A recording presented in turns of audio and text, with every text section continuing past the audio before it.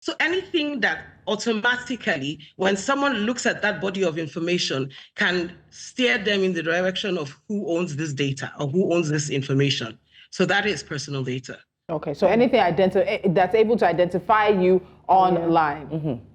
Yes. Okay, so I want to know, because we know that every action precipitates a reaction. And in other words, there's something we may have done knowingly or even unknowingly to expose our personal information to hackers and even possible breach. What do you think in terms of Nigeria? And as you said, this is still very much a growing sector, a growing industry that we're all learning about. What is it that we've maybe been doing wrong as Nigerians? Is it about scanning barcodes on our personal private phones? You know, when you go to the restaurants and they tell you our menu's online, accepting cookies anyhow, not reading the fine print and data protection, just saying I agree, because who has time? Oh, digital literacy. What is it? What have we been doing wrong that we should be changing, especially in 2024?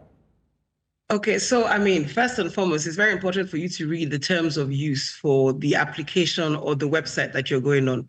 What does it say when it concerns access to your data? How do they want to use your data?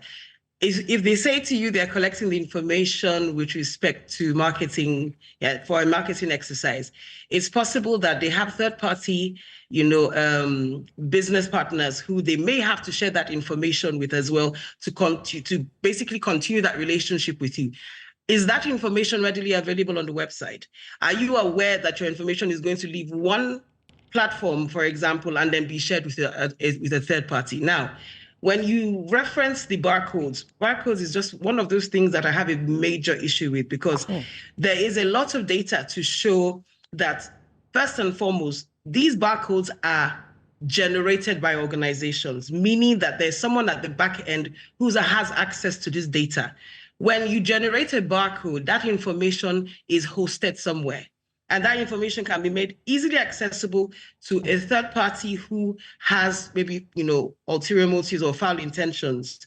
So for me personally, scanning barcodes is one of the biggest risks you can take while you are online.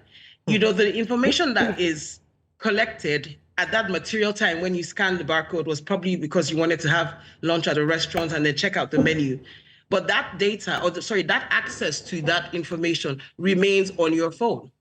And if someone backend decides to tap into it, they have access to all the information you put in, your telephone number, possibly if you're making payments online as well via that same platform, they have access to that as well.